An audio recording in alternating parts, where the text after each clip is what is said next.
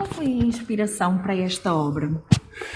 A inspiração das minhas peças são sempre a transmissão de uma situação humana, do corpo humano, em aço.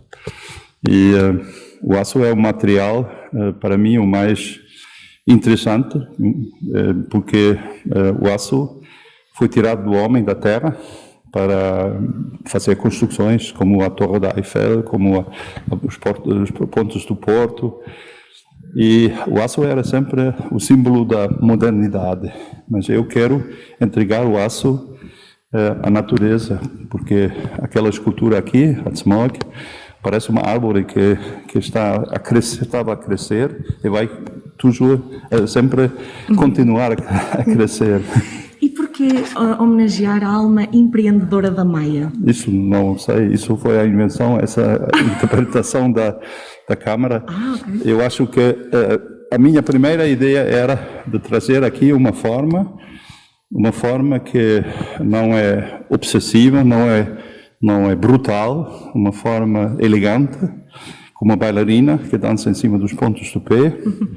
É uma forma bastante feminina, acho eu, porque ela é leve, mas ela pesa muito. Ela tem 4 toneladas, mas parece de voar. E aquele segredo, para entregar esse segredo ao visitante, é só possível, a minha opinião, em aço, naquele material em que normalmente a gente produz máquinas, armas e construções. E aquela transmissão desse material para a vida é talvez um dos gestos que nós temos de respeitar hoje em dia, porque nós vivemos num mundo digital, nós vivemos num mundo em que não tocamos nada, em que tudo é transmitido pelas imagens. Aquela escultura é uma escultura háptica. Se você mete lá a mão, você vai ver, essa escultura no verão é completamente diferente do que no inverno. No verão é muito quente, no inverno é muito frio. Ou seja, ela está envolta no ambiente, não é? Sim, sim. E ela muda a cor. Muda a cor? Muda a cor porque quando está úmido, ela está escura. Quando tem calor, ela está clara. É por isso eu acho que a ferrugem é a cor mais linda do mundo, porque ela se transforma. Certo. E como é que foi o processo, desde o convite para fazer esta escultura até ela estar pronta? Quando é que isto foi mais ou menos? Em que ano? Foi há 1 ano e meio, mais ou menos, porque eu mostrei aqui 3 esculturas dentro da minha exposição Percurso Lusitano. Era uma exposição com 50 esculturas em todo o país, do norte ao sul, de Valença do Minho até Tavira. E estas 3 esculturas aqui eram um bocado como uma coreografia de 3 bailarinos diferentes. Um era deitado, o outro parecia o ventre da mulher apanhado pelo vento, e aquela Smog, aquela elegante, estava ao contrário, o mais alta daqueles 3.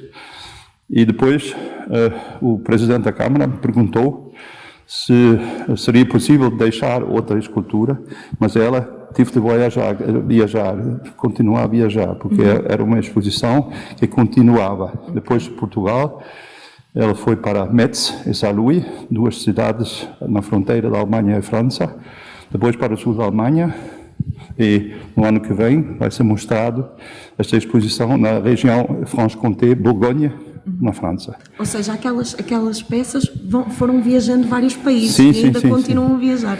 E depois chegamos à conclusão de fazer uma variação, não é uma cópia, é uma variação de uma escultura daqueles 3, mas num material mais importante. Este tem 130, o outro material era 10 por 10 centímetros e mais alto. Ela tem 15 metros, a outra tive 12 metros. Porque uma escultura só tem que se definir com mais força. E aquela ficou agora nessa dimensão. Eu penso que a dimensão não é grande demais, é ideal para o sítio, não é pequeno demais, nem grande demais.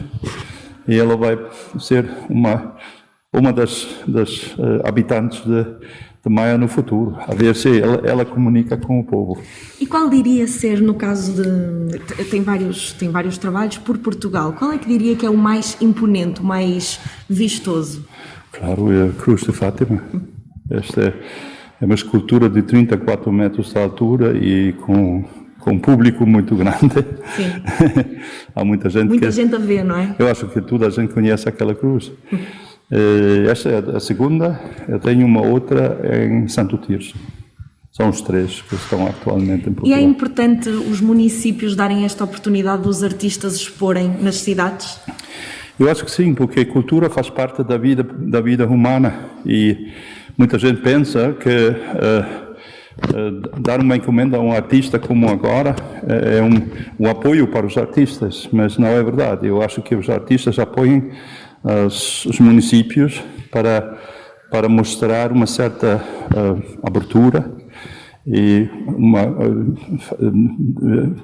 como se chama, realizar uma certa comunicação através da arte, porque a arte é uma maneira de comunicar e não tem nada a ver que nós precisamos apoio dos municípios. Eu acho que nós temos de colaborar, os municípios e os artistas, para É um conjunto, não é? É uma equipa.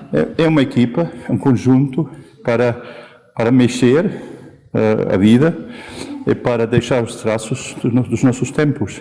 Por exemplo, os piores tempos eram os tempos em que não havia nada. Não havia arte, No século XIX houve uns períodos em que não se realizou muitas coisas no espaço público, mas ninguém sabe destes tempos, ninguém sabe o que é que eles pensaram na altura, porque a arte também é um certo espelho da nossa sociedade.